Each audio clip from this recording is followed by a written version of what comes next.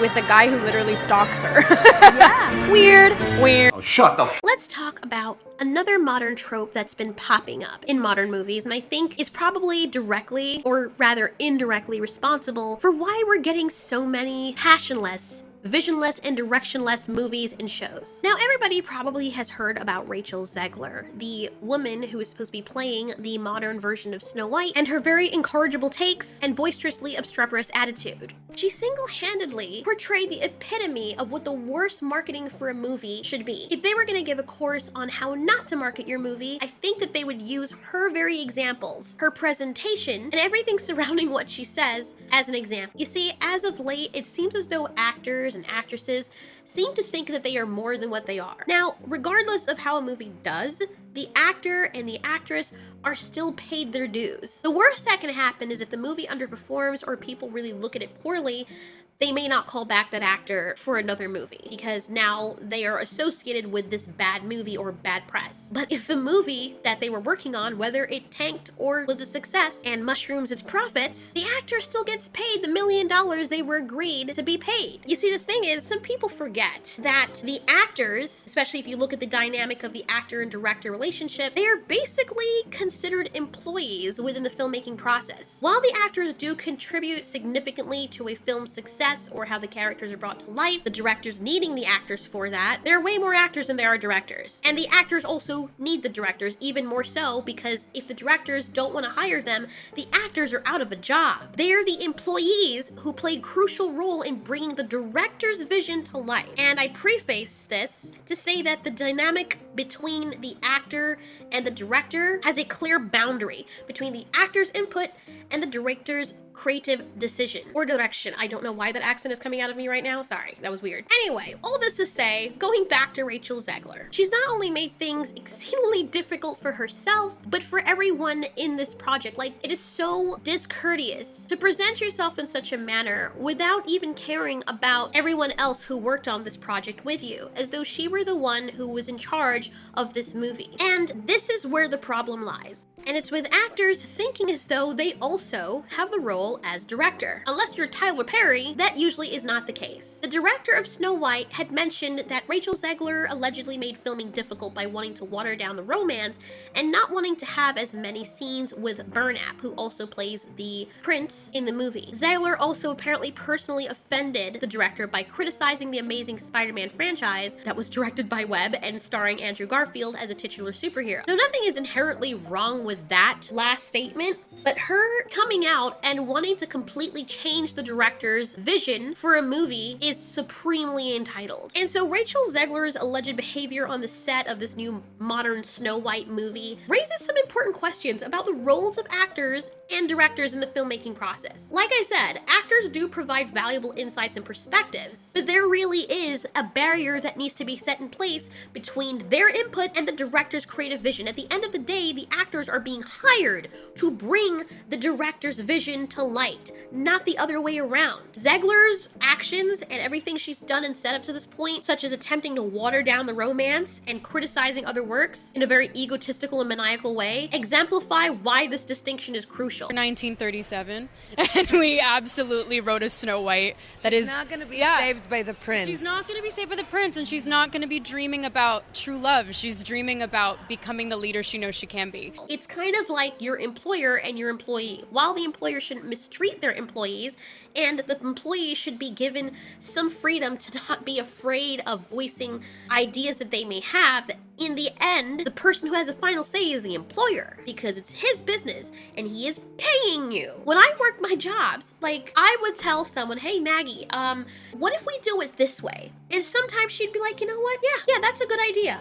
And other times she'd be like, no, I want it done this way because of such and such. Okay, Maggie, I am the employee. She is paying me for my service. If I find a way that could make things easier for me and easier for her, I will say so. And my bosses always, for the most part, I've had really good bosses, and they have been very open to hearing what I have to say, especially because I was a very hard worker and I did help out their business. However, it's still their business. I don't own it, and they could fire me at any time they want to. For me to sit there and say to them, well, you're paying me, but I want this way, and I want this that way. What in the presumptuous? That is so rude.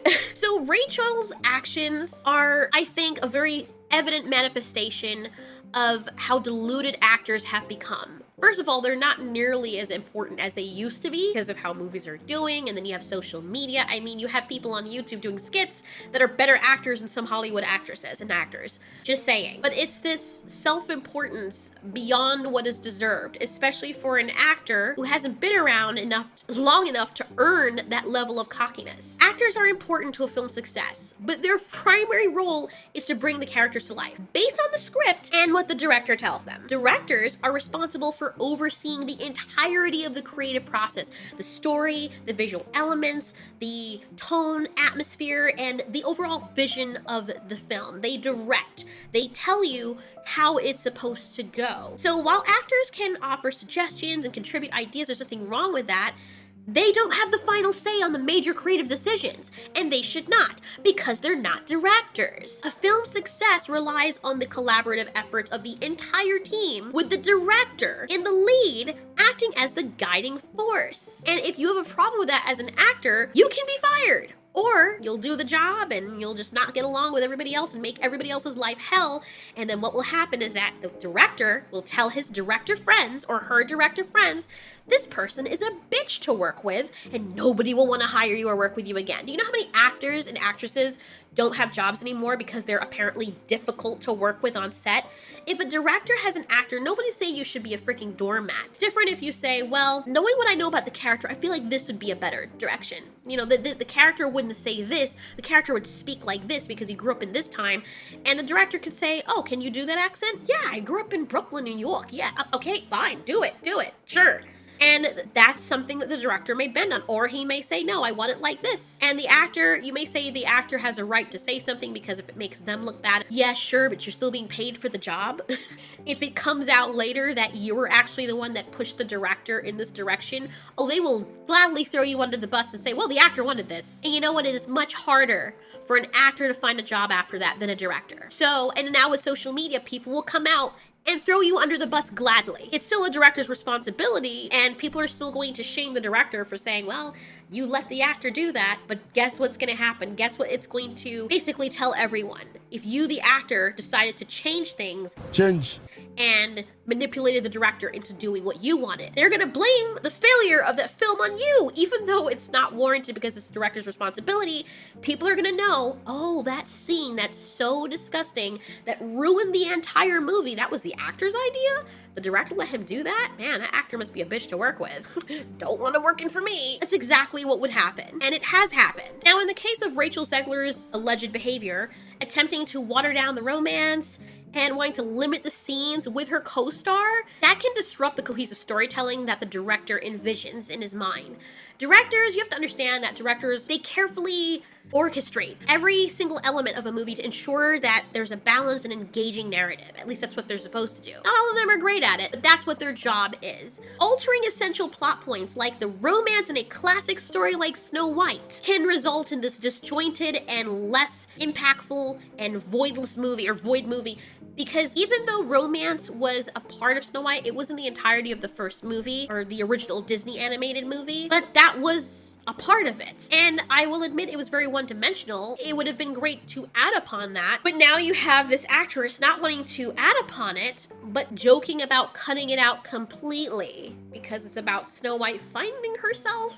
So while actors bring this unique perspective to their roles, which is completely fine, it is the director's responsibility to weave these performances to make everything compelling and coherent. Also, Rachel Zegler's criticism of the director's work, even if you feel that way, while you're on set, while you're in the middle of filming a movie with him as your director, that is very unprofessional and counterproductive. It doesn't make you look good. It's just like you're racking up this reference sheet to blacklist yourself to other directors. It's fine to have personal opinions, but expressing them publicly and negatively while you're currently underworking with those people is going to create tension within the industry and alienate your colleagues. You don't do that when you're presently working for someone. That's stupid. It's like me working for my boss, you know, and even if I have an opinion on, oh wow, that last product that he wanted to sell. That was shit. And I say that out to everybody. Like, even though I have my right to say it, do you think the boss is gonna be happy with that? Do you think the boss is going to be happy with me saying, well, you shouldn't have had an affair with this other woman, bro? I mean, you are married.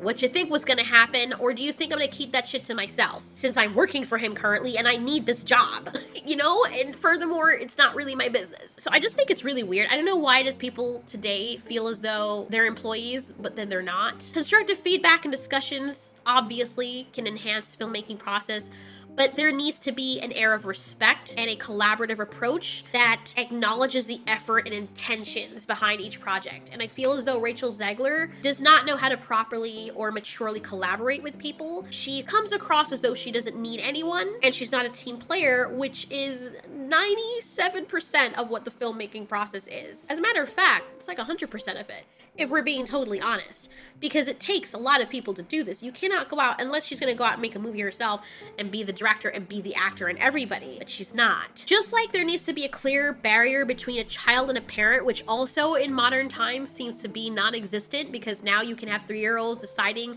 what to do permanently for the rest of their freaking lives at 3 years old, when you know the parents are supposed to be responsible for them. The parents can go to jail if they endanger them with certain other things. If you said to the policeman, oh, my 3-year-old child wanted to walk the highway at night, you know, and that's what she believes she wants to do, you think the cop's gonna be like, oh, you're right, at 3 she can make her own decisions. But just like there's a barrier and the distinction, the line in between person who is in charge and person who is not, there needs to be one between directors and actors, and there always has been. And it's necessary. The reason why it's necessary is because that's the only way that you can ensure artistic integrity, cohesive and unified vision for your film. You cannot have the actor being paid as an actor pretending to be the director. Doesn't make any sense. Directors are trained professionals who possess a deep understanding of storytelling, visual aesthetics, and pacing. That is why they're directors. They went to school to be directors. They bring years of their experience and expertise to the table, and their decisions are crucial for delivering this story and the impactful cinematic experience. People like Steven Spielberg is respected because of that. James Cameron, they're respected because of that. It doesn't mean all of their works are pristine, but people see their names and they immediately know, especially if they've been in the industry for a while, they've had success after success. Well, the guy knows what he's doing. Quentin Tarantino, even people like Samuel Jackson respect him because he knows that Quentin says, this is what you do, this is what you do. Characters' mouths, but you know, I always tell people, I don't understand why they can't look at his work and realize that every character he's ever given me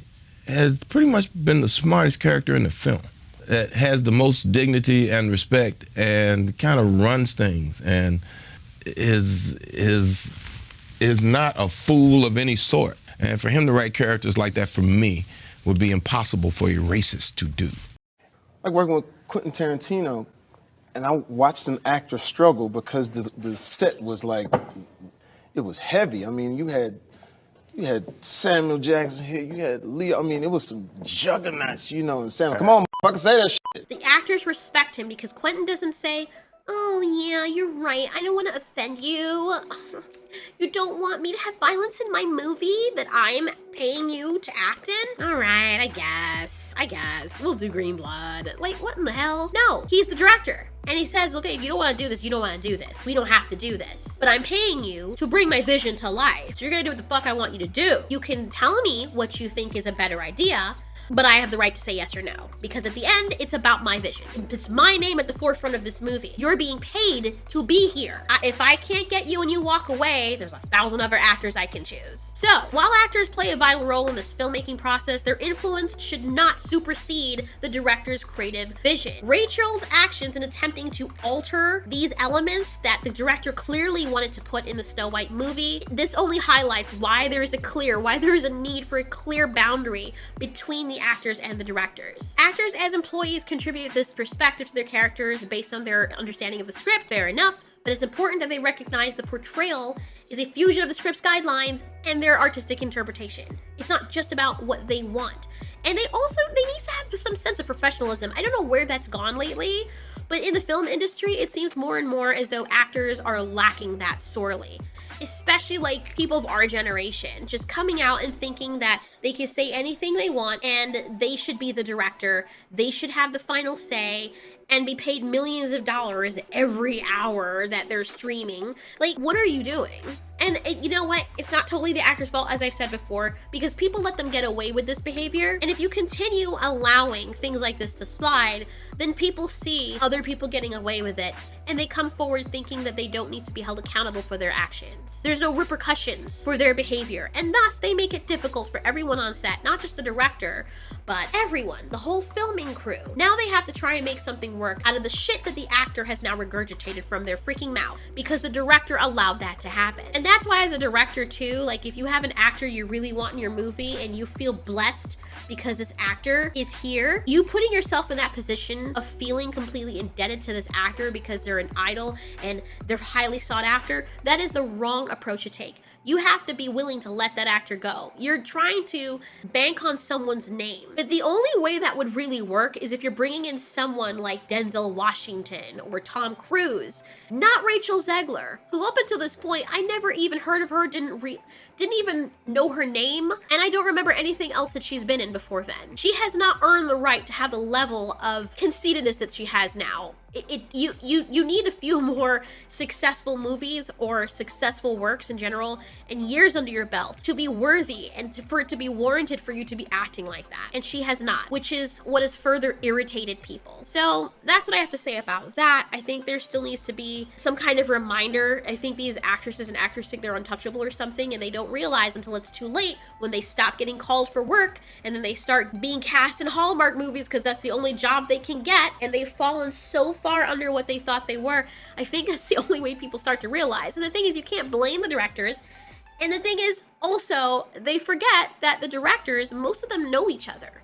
So word travels. And it doesn't even have to travel between the directors now, because all of social media has it. Now everyone can see you for who you are. And directors are also looking at this, and they're going, yeesh. Not gonna touch that with a 10-foot pole. Oh, she's so stunning and brave. Do not hire her. Do not blacklist that name. Nope. You only end up hurting yourself. So that's what I have to say about that. Anyways, thanks so much for watching. This has been Ultiori. You ask, we answer.